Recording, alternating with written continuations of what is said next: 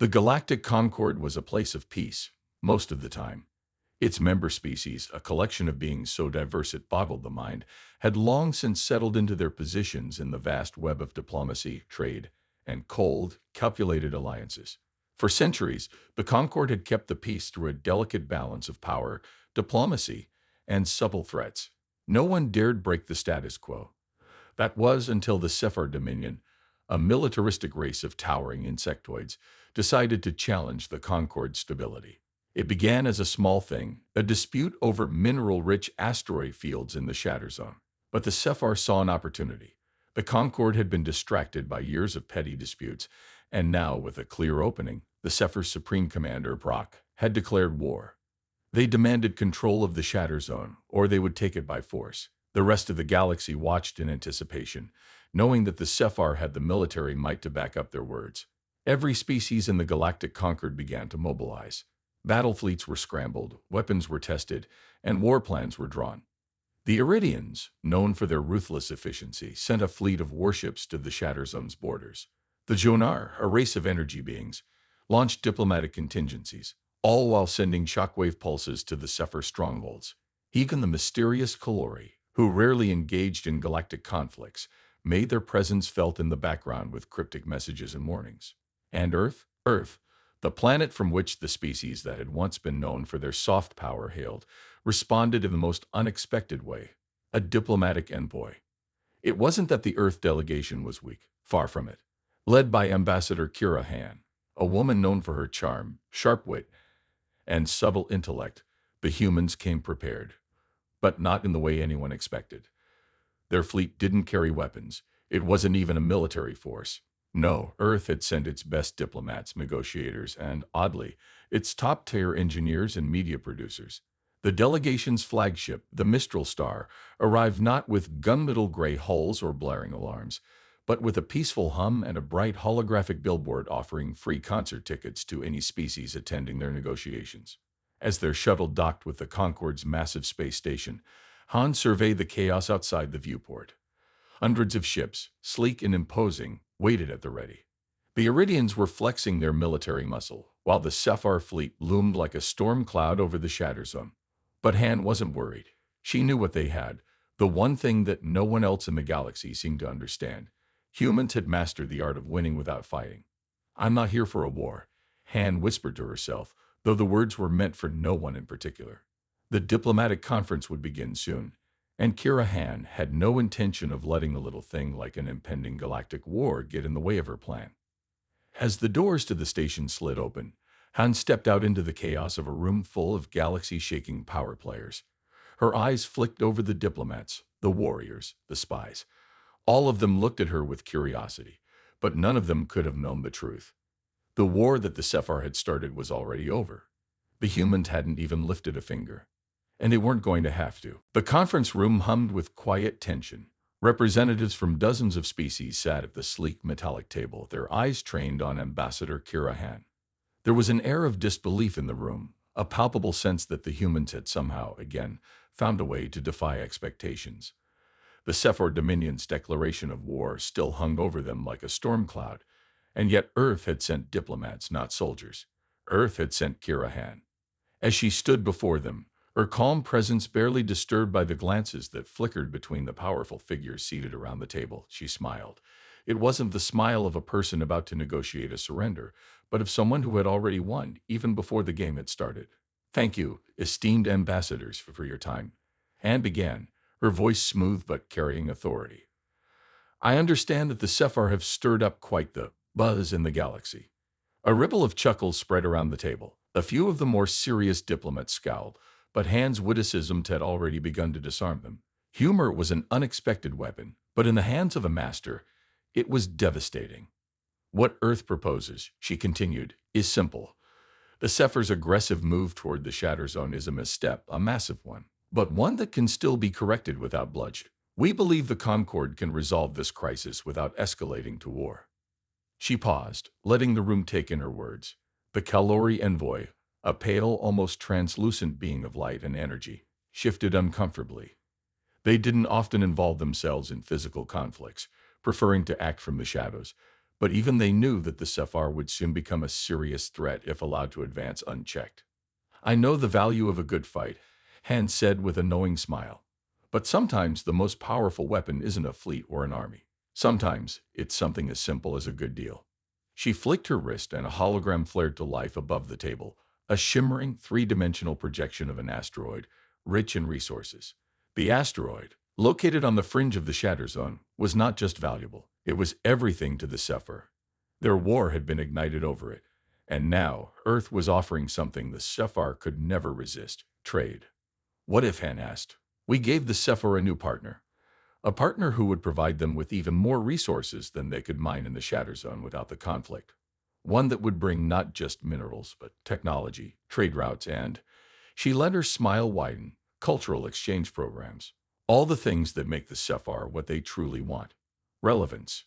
A low murmur ran through the room as Han let the words sink in. The Sapphire's pride was their greatest asset, and their greatest flaw. She knew that if the humans could offer the Sapphire something more than war, more than mere dominance, they would consider it. Humans didn't just build alliances, they cultivated them. We propose, Han said, leaning in slightly, that the Sapphire join the Intergalactic Trade Consortium as a full member. In exchange, Earth will offer them access to our unparalleled communication networks, cutting-edge mining technologies, and a share in the most lucrative markets the galaxy has ever seen. Around the table, eyes widened. Some species knew the value of Earth's technological prowess, but many had underestimated how far human ingenuity could reach. The Sapphire, proud and stubborn, might scoff at first, but the lure of power, of influence, of wealth without war was too great to ignore. Kira Han stood tall, her gaze unwavering. The Sapphire weren't the only ones who understood the power of a well-played hand, and the war that had seemed so inevitable, so imminent, now hung in the balance, not because of weapons, but because of a simple truth. No one could resist a good deal, especially when it meant avoiding the destruction of everything they held dear. The Sapphire Dominion was proud, fierce, and as stubborn as the vast asteroids they mined. Vrock, supreme commander of the Sapphire fleet, had declared war with a swift, crushing arrogance. To him, the idea of Earth's peacekeepers and diplomats talking their way out of a conflict was absurd. Humanity had no power here, he thought, no understanding of real strength. Yet from the moment Ambassador Kira Han entered the room with her charming smile and disarming demeanor, Vrock's conviction had begun to falter. The meeting continued in the Grand Conference Hall, where the diplomatic delegations of dozens of species watched with bated breath. The words Han spoke had already planted a seed of doubt in the minds of many. Still, it wasn't her words alone that would sway the galaxy's most powerful species. She had one more trick up her sleeve, something far more potent than diplomatic finesse. As Han spoke, the holoscreen behind her flickered to life, projecting an innocent image. At first, it appeared to be a simple promotional ad, a warm, glowing planet with a bright, inviting sky. It was a quaint advertisement for a product Earth had marketed for years, a beverage, a snack even. Yet this was no ordinary product. This was Earth's product. Have you heard of the Sizzle Pop? Han asked with a mischievous grin, the glint in her eyes betraying her subtle confidence. Vrock's antennae twitched in confusion. He knew this. Everyone knew this. Sizzle Pop, a sugary, addictive snack, had swept through the galaxy like a viral plague. But that wasn't what intrigued the Sapphire commander. What really caught his attention was the image of a human child laughing with a packet of Sizzle Pop in their hands, the way it sparked joy and excitement with every crunch. The video played, and the soft, catchy music filled the room. The child, with an infectious smile, shared the snack with an alien child from another species, an image so universally appealing it made the tension in the air shift. The alien child's eyes lit up, and suddenly they were laughing, sharing the snack with an even older alien, who smiled back in unspoken joy. We found a universal truth, Han said softly, stepping closer to the holographic display. The galaxy has its differences, species, cultures, technology. But every being, whether born of gas, light, or flesh, shares one thing: the need for simple, undeniable joy. The camera zoomed in on the packets of Sizzle Pop, each one more colorful and enticing than the last. The scent wafting from the screen seemed so real that a few of the delegates involuntarily inhaled. Even Vrock couldn't suppress a flicker of curiosity. Do you know, Han continued, that in just 2 years, Sizzle Pop has become a galactic phenomenon? Not because of its taste, though it is, admittedly, quite delicious, but because it taps into something deeper, something primal. The screen flashed again, showing clips of entire species, none of them human, lined up for sizzle pop deliveries. A few of the richest factions had even started mass-producing the snack, marketing it across their star systems as a symbol of unity. Brock's stoic expression wavered as he watched an image of a SciFi soldier, previously grim and hardened, laugh uncontrollably while eating the snack. The smile on his face, distorted by his mandibles, only served to amplify the bizarre sensation of joy that spread like wildfire. This, Hent said, a knowing smile playing at the corners of her lips, is Earth's greatest weapon. Not a fleet of ships, not the sharpest of claws, but memes, culture, and a profound understanding of how to connect to the heart of any species. The SciFi commander's antennae twitched in confusion again. Brock didn't know what was happening, but deep inside, something had begun to shift. The idea of the sizzle pop, something so simple, so utterly human, had infected his mind. The galaxy's most fearsome warriors had just been caught in the trap of an emotion they couldn't resist. "Would you like a sample?" Han asked, her voice sweet like honey, as a holographic packet of sizzle pop appeared in front of her, the little logo glimmering. For a moment, the galaxy held its breath. The power of Earth had just been unveiled, not through force, but through the undeniable pull of joy, shared across species, one bite at a time. The SciFi Dominion was not a species known for weakness.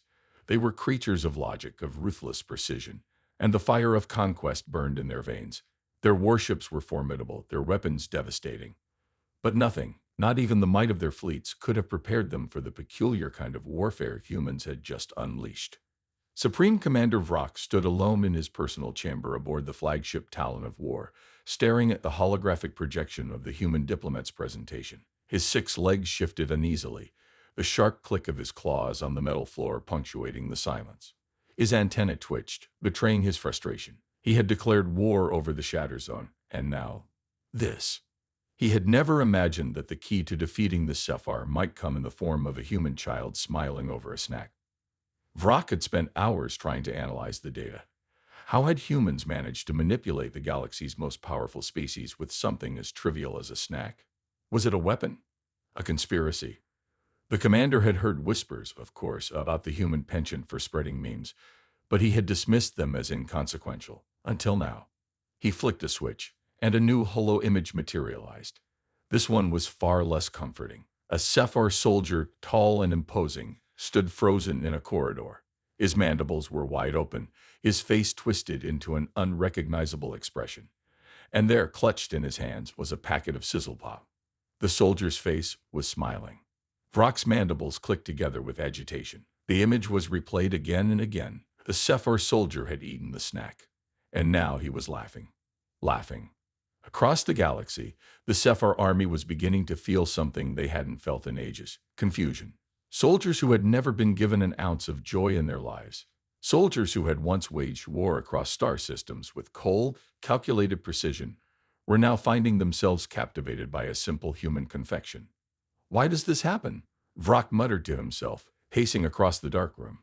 He could hear the faint sound of his soldiers, far below in the bowels of the ship, talking excitedly about sizzle pop. And when they weren't talking about it, they were asking for more. The commander's mandibles clicked again, his frustration growing. There had been reports of entire squadrons suddenly distracted during training exercises, their focus broken by the allure of the snack. Military drills had turned into discussions about the best flavor. Orders were ignored. Weapon systems went offline, not from a technical failure, but from sheer forgetfulness. Soldiers no longer listened to the cold, authoritative commands of their superiors. They were too busy laughing at memes. And the most troubling part, this wasn't just a passing phase. It was spreading like a plague. A new hunger was taking root in the SciFi ranks. The soldiers craved not the glory of war or conquest, but the sense of shared enjoyment that the humans had somehow induced in them. On the bridge of the Talon of War, Vrock snapped his claws in anger. The whole crew had been watching sizzle pop ads for hours. Even the cold-hearted strategist, the best of his officers, had fallen victim to the insidious influence. The SciFi had been brought to the brink of collapse, not by human military might, but by the allure of simple, infectious happiness. Vrock knew what he had to do. He had to act quickly before this infection reached too far. But as he gazed out into the starry expanse, The galaxy seemed quieter, distant. The hum of his flagship's engines felt almost soothing, almost peaceful. The war that had once seemed inevitable now felt like a far-off dream. In its place, there was something entirely new, a slow realization that perhaps the SciFi weren't the only ones who could manipulate others. Humans, it seemed, had a far more insidious weapon at their disposal, the ability to make entire species want to join them, even without firing a single shot. And the commander had never been more uncertain. The Talon of War hung motionless in the black void of space, its great engines silent. The SciFi fleet, once a juggernaut of terrifying power, was now drifting in a slow, disorganized arc. Its crew, once driven by the unshakable focus of conquest, now traded idle chatter about flavor preferences and the best sizzle-pop combinations. A single fragile thread of connection, simple, childish joy, had unraveled the mightiest war machine in the galaxy. On the Concord station, the atmosphere was completely different. Ambassador Kira Han paced across the marble-like floor of the Grand Hall, a sense of calm in her every movement. The galaxy's most influential species were still reeling from the SciFi Dominion's bizarre behavior, trying to make sense of the disarray that had spread through their ranks. Han, however, was ready for the next phase. The meeting was about to begin. As she stepped into the chamber, she was greeted by the high-ranking diplomats and military leaders from the other species. They were still stunned. The SciFi had been one of the most feared empires in the galaxy, and now they were reduced to a laughingstock. Their warriors swayed not by weapons or threats, but by a snack. A snack. No one quite knew what to make of the situation. Han offered a casual smile as she sat at the head of the table. "I trust the sizzle-pop crisis is under control now," she asked, her voice light, almost playful. The Iridian diplomat, whose sharp features were normally impassive, now wore a barely concealed expression of disbelief. I have never seen anything like it. Entire divisions of SciFi soldiers are now requesting sizzle-pop supplies as part of their rations. Their war plans, once meticulous, have been replaced with a snack-based strategy." Han nodded, her eyes glinting with amusement. "Yes, well, it's remarkable how something so simple can shift the course of a war."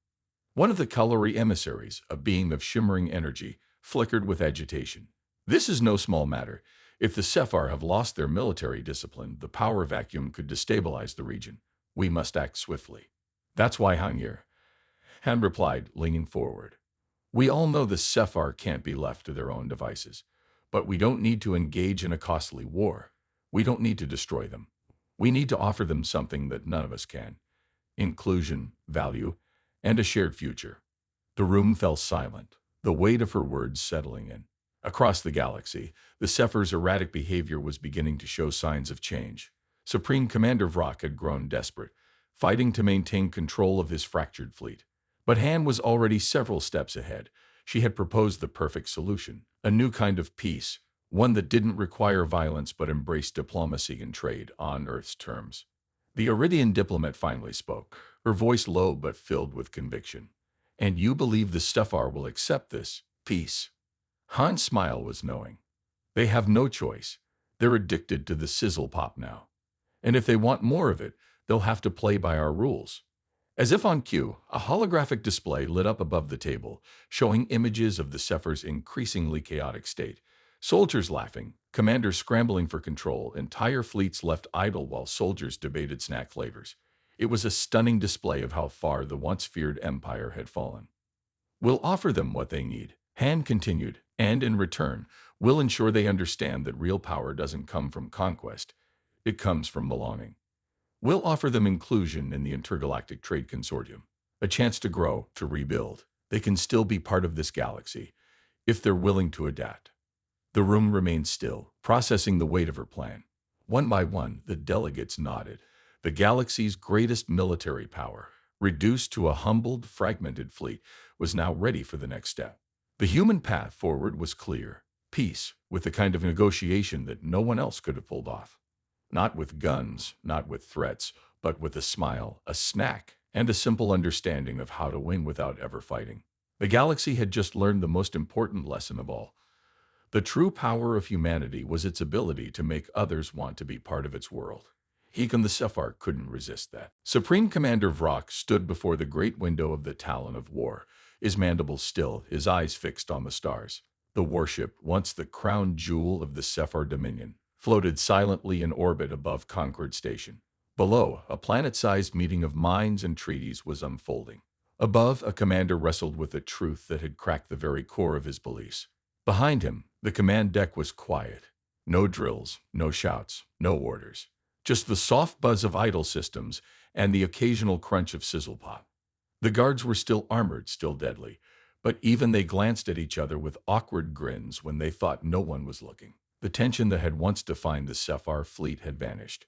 Brock's claws tightened behind his back. He had not eaten the snack. Not yet. Not because he was immune, but because he was afraid. Afraid of what it meant. That something so human, so simple, could dig into the minds of his people and root itself there, stronger than duty or tradition. "Commander," came the voice of strategist Delic, low and hesitant. "We've received a transmission. From Earth." Vrock turned slowly. The image flickered to life in the center of the room. Ambassador Kira Han appeared once more, wearing her usual smirk. The kind that wasn't mocking, but somehow still made him feel like she was 10 steps ahead. "Commander Vrock," she said, "I come with a proposal. One you may not like, but one you may no longer be able to ignore." The hologram shimmered as her words echoed across the deck. "You and I both know your people have changed. Maybe not in ways you expected, maybe not in ways you approve of, but they have tasted something different. Not weakness, not surrender, joy. And joy, Commander, is contagious." She paused, letting the silence do its work. "I'm not asking you to kneel. I'm asking you to evolve. The war is already lost, not to destruction, but to connection. You've seen what we've done. With one cultural weapon, one snack, we've disarmed an empire. Now imagine what we can do together." The message ended. Silence settled over the bridge like falling dust. Rock stared at the empty space where Han's image had been. Behind him, Delic finally broke the stillness. "Commander, the fleet awaits your word." And there it was. A choice. He could command the fleet to strike, to prove the Sephar were still powerful, that they could still destroy, even if they had lost something essential in the process. Or he could do something no Sephar had done in generations. He could change. Vrock slowly walked to his command chair. The claws that once tapped in rapid-fire orders now moved with care. He activated the interfleet comm. "This is Commander Vrock," he said. "Stand down. All ships enter peaceful orbit around Concord Station. Prepare to receive new orders and a new purpose." He paused, then added with a voice as dry as cracked metal, "And someone bring me a sizzle pop. I want to see what all the noise is about." The deck erupted, not with cheers, but with something far stranger to the Sephar. Laughter. The morning sun crept over the horizon of Concord Station, casting long shadows across the grand hall where the galaxy's most powerful leaders were gathered. The war was over, though no weapons had been fired, no blood had been spilled. The galaxy, for the first time in a long while, was holding its breath, waiting for something that felt almost impossible: peace. Ambassador Kira Han stood at the head of the table, her posture casual but poised. Behind her, a row of colorful banners fluttered softly in the artificial breeze of the station's atmosphere, each representing the factions that had gathered here today. Some of them were still skeptical. Some were still afraid. But Han knew that today it would witness something unprecedented. The door slid open, and in walked Supreme Commander Vrock, his towering form imposing even in the softened light. Gone was the hardened air of the warlord who had once ruled the Sephar Dominion with an iron fist. Today he was different. His posture was straighter, his mandibles less rigid, and in his clawed hands he held a packet of sizzle pop, a simple, almost comical gesture, yet one that spoke volumes. Vrock approached the table, his gaze steady but unsure, the faintest traces of a smile tugging at his lips. As he set the packet down in front of Han, the room fell silent, all eyes now on the leader of the Sephar. "You were right," Vrock said, his voice deep and measured. "This sizzle pop, it is more than just a snack. It's a way to connect. I've seen it in the faces of my soldiers. A war for control has ended, but I never imagined a war for hearts could be won so easily." Han nodded, her expression kind but resolute. "It wasn't about the snack itself, Commander. It was about the idea that joy is universal, and once your people tasted it, truly felt it, they couldn't go back. There's no victory in war, only destruction, but there's power in peace." Rock's mandibles clicked softly as he took a seat at the table. The others watched him with a mix of curiosity and disbelief. The Sephir, once fierce and unyielding, were now seated at the same table as the species they had sought to conquer. There were no weapons here, no threats, just a willingness to try something different. The calorie emissary, a being of shifting light, leaned forward. "What happens now?" the voice asked, resonant and ethereal. Han said, "We begin something new. An alliance built not on fear, but on understanding. The Sephir are no longer a threat to the galaxy. They are a partner. We've seen that they can change, and change can only happen if we all choose to make it happen." One by one, the diplomats nodded, some reluctantly, some eagerly. The Iridian ambassador, still visibly shaken by the sudden shift in the Sephir's approach to diplomacy, finally spoke up. "You've done the impossible, Han. You've turned an enemy into an ally. But what of the others? The factions who might still consider war?" Han's gaze hardened, her smile fading. "Then we do what humans do best. We show them what they're missing." Vrock reached for the packet of sizzle pop, breaking off a piece and offering it to the Iridian ambassador, who hesitated for a moment before accepting. The room was silent as the diplomat tasted the snack. And then, as if on cue, a soft chuckle rippled through the gathering. It wasn't just the taste of the snack that was infectious. It was the moment. A moment when even the most guarded species realized that maybe peace could be as easy as sharing something small, something simple, something human. The first bite was the beginning of something far greater. The galaxy had changed. The stakes were higher than ever before, but the path forward was clearer than ever. And in that moment, it was impossible to ignore the undeniable truth. Perhaps humans didn't need to fight at all.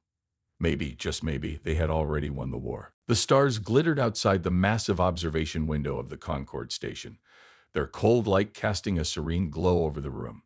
Within, the delegates, diplomats, and military leaders of countless species stood in quiet anticipation. The atmosphere was different now, calm, almost hopeful, as if the weight of the past had been lifted and something new was beginning to bloom.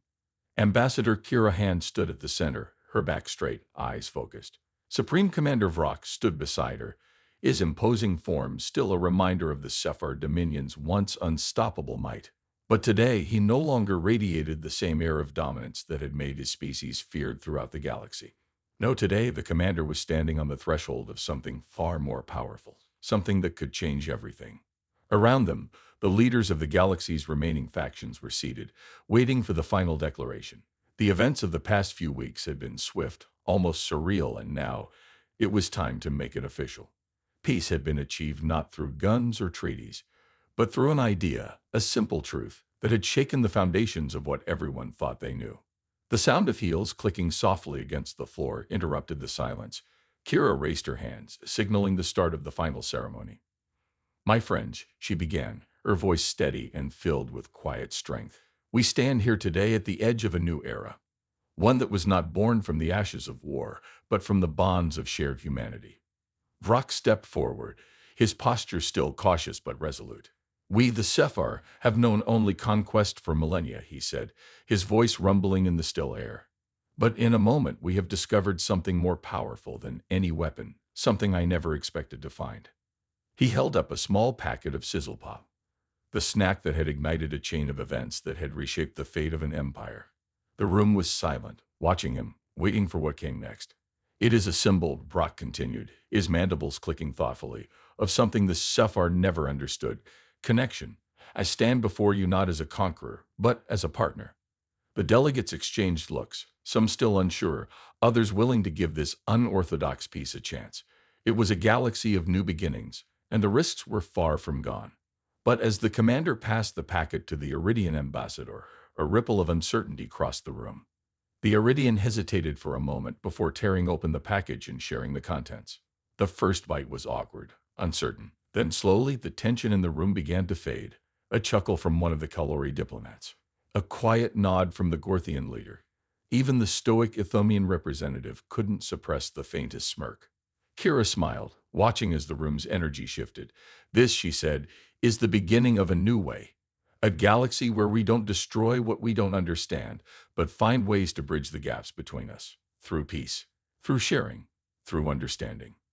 There was a long pause as the delegates considered her words. Then, one by one, they rose to their feet, slowly as though the weight of the moment was too profound to rush. With a final nod, they all turned their gaze to the massive window where the stars stretched into infinity. A new era had begun, one in which power didn't lie in fleets or weapons or borders, but in unity, in laughter, in shared moments of joy. As Kira watched them, a small, knowing smile spread across her face. They had fought for years, for centuries in some cases, against one another. But now it was time to face a new challenge, building a future together. The task wouldn't be easy, but the first step had been taken. And in that moment, with the stars glittering brightly ahead, the galaxy knew one thing for sure. Humanity didn't need to fight to win. They had already proven that.